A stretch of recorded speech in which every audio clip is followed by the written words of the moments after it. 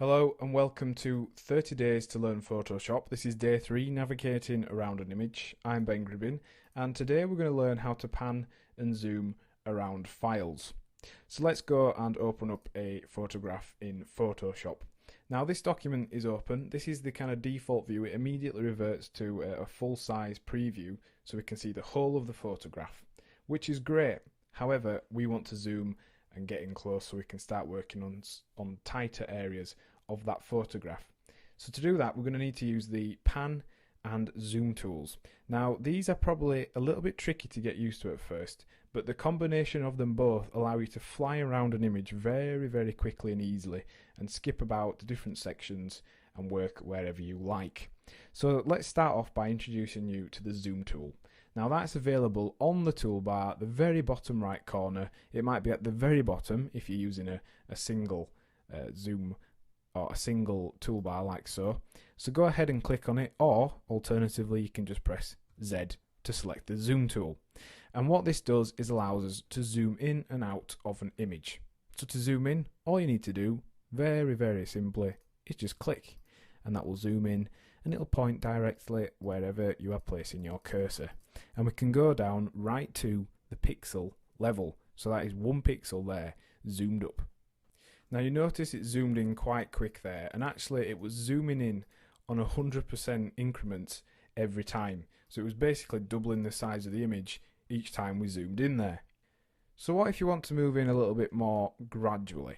Well, you can use the scroll wheel on your mouse, and if you just move that forwards and backwards now, you'll see it zooms in and it zooms out on a more simple, more smooth kind of way. So another option, if you don't have a scroll wheel, is to be able to click down when you have the zoom tool chosen. Now if you go and click and hold down and move to the left, it will zoom out, and if you click and move to the right, it will zoom in, and it actually zooms into the area you clicked. So let's say we want to zoom into this piece of this fire here. We move to the right and it zooms in. We move to the left and it zooms out. Now that's an easier way if you don't have a scroll wheel. Alternatively as well, you can use the clicking method, and to zoom out when you're using the clicking method, press Alt and it changes. You notice the magnifying glass changes from a plus to a minus, and you can then zoom out like so. So using those methods, we can zoom in quickly, or we can zoom in a little bit more gradually and zoom in and out on smaller increments. Now the thing we're using here, where we're clicking and holding left and right, that's if you don't have a scroll wheel. It does work as well if you do, but you can turn that on and off by going to the options bar here and pressing scrubbly or scrubby zoom. So that scrubs in and scrubs out. So we're at a zoomed level here. Let's say we want to get back to 100% quickly. All you need to do, you can double click the zoom tool. So let me show you that on a little bit more of a drastic level. If you zoom into pixel level, double click the zoom tool, or you can go to fit screen, and that will return you to a full size where you can see the whole image. But now we want to be able to pan and move around an image once we've zoomed in.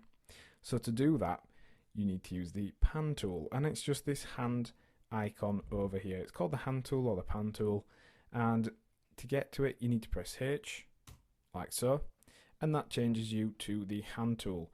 And all that does is then you can click and drag and move around an image. You can also do this at any kind of zoom level. You can pull it and let go, and that moves you across a little bit quicker.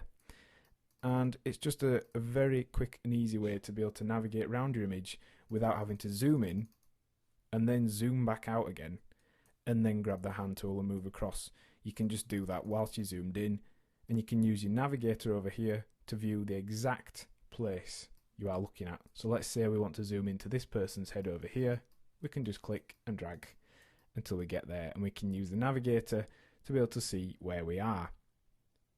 Let's say we are fully zoomed in like this almost, and we're using the brush tool.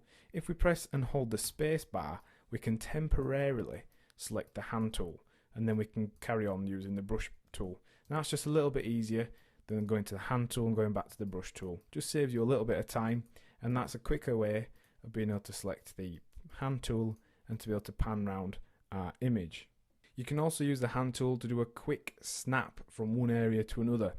Instead of just pressing and tapping the H, press and hold H and click, and then you are taken out to a full size view.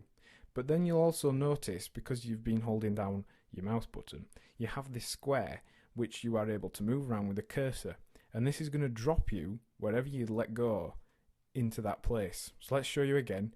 Click and hold H, click your mouse, and then you've got this square or rectangle which you can move around and zoom into a certain area, and it'll quickly zoom you to that place.